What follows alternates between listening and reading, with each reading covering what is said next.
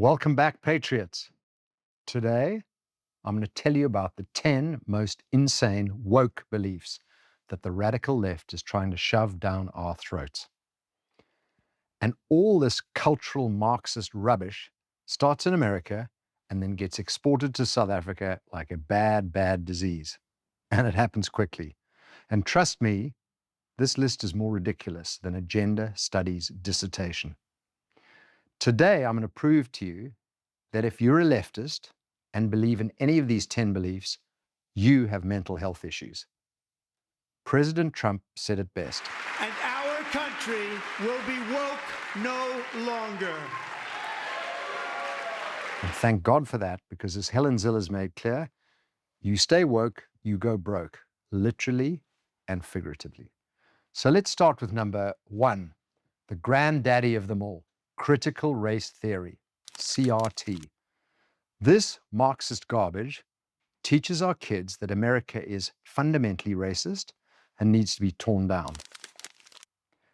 Florida Governor Ron DeSantis, who's obviously a Republican because he's intelligent, nailed it when he called woke ideology a form of cultural Marxism that's about taking individuality, merit, and achievement and subordinating that to a political agenda.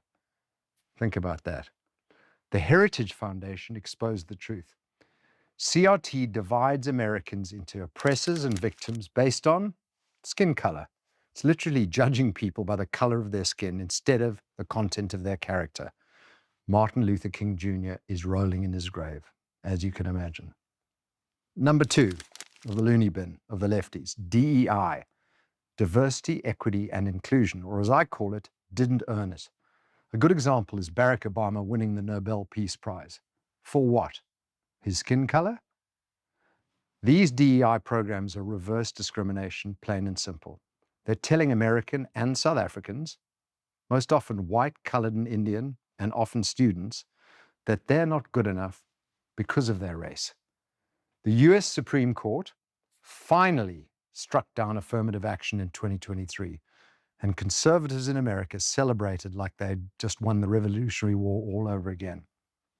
Number 3 from the leftist loony bin, the transgender madness. And here is a stat that mainstream media won't tell you. 67% of Americans, it's about 2/3 of the country, support laws requiring trans athletes to compete based on their biological sex, what God gave them between their legs. And why? Because men have an unfair advantage in women's sports. And this isn't bigotry, it's biology. We are bigger, stronger, and faster. And Jordan Peterson became a free speech hero when he refused to use made-up pronouns. And J.K. Rowling, Harry Potter fame, a lifelong liberal, said she'd go to prison for 2 years rather than deny biological reality. And when you've lost J.K. Rowling, you know your movement has jumped the shark. So what's number 4? Defund the police. This might be the dumbest slogan in political history. Only 18% of Americans support it, while 58% plus oppose it. Even many Democrats are running away from this disaster faster than Hunter Biden, who's hiding in Camps Bay, runs away from paternity tests. Crime skyrocketed in cities that actually cut police funding. Shocking, right? I mean, who could have predicted that fewer cops would lead to more crime? Actually, pretty much everyone with a functioning brain. Number 5, cancel culture. This is the left's favorite weapon. Bill Maher, a liberal comedian in America, has been slamming the woke left crazies for years. He compared their tactics to white supremacists. Let that sink in. Even the left's own people are calling them out. And Elon Musk, our export, put it perfectly. At its heart, wokeness is divisive, exclusionary, and hateful.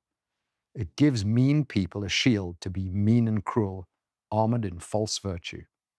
That's the richest man in the world calling you out, lefties. How does that feel? Number 6, the myth of systemic racism. DeSantis defined woke as believing there are systemic injustices in America. And here's the thing.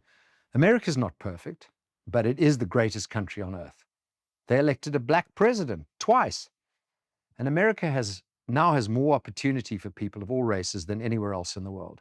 But the left wants you to believe they're still living in 1950s Alabama. Number 7, white privilege. This concept is designed to make white people feel guilty for existing. It ignores the millions of white Americans, present and past, struggling to pay their bills, working 2 jobs, and trying to give their kids a better life. But according to the woke mob, they're all privileged oppressors. Give me a break. Number 8, identity politics. The Heritage Foundation is right.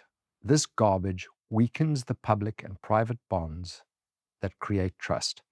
And instead of seeing each other as humans, as South Africans, as Americans, the left wants us divided into competing racial and gender groups. It's un-American and it's dangerous. And that's why the ANC are increasing the number of race laws in South Africa, basically anti-white, anti-colored, and anti-Indian laws. Number 9, another 3-letter one, ESG. Environmental, social, and governance, also known as woke capitalism.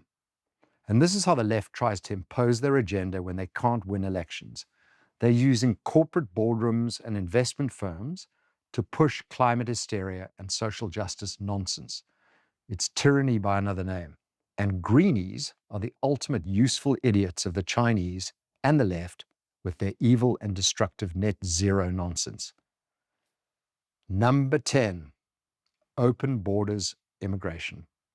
The left wants unlimited illegal immigration. Why?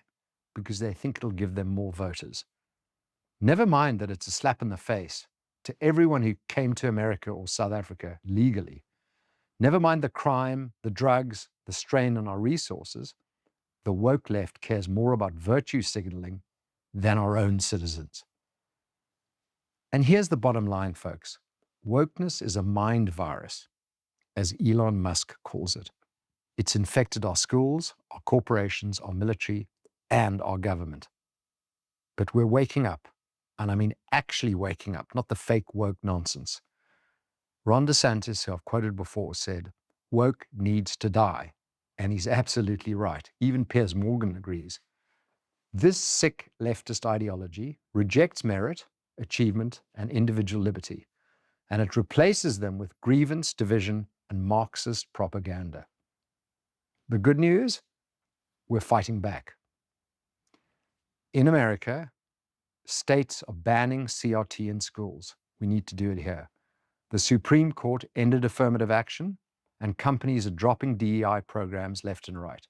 Trump declared America is woke no longer, and he meant it. And he called South Africa DEI as a country. The silent majority is silent no more. We believe in merit, not skin color. We believe in biology, not fantasy.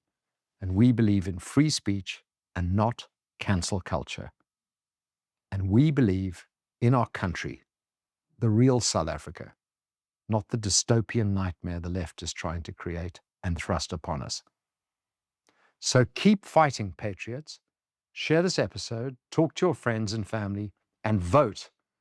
Run for your local school board. The culture war isn't over, but we're winning. And remember what Gogo Helen said, go woke, go broke.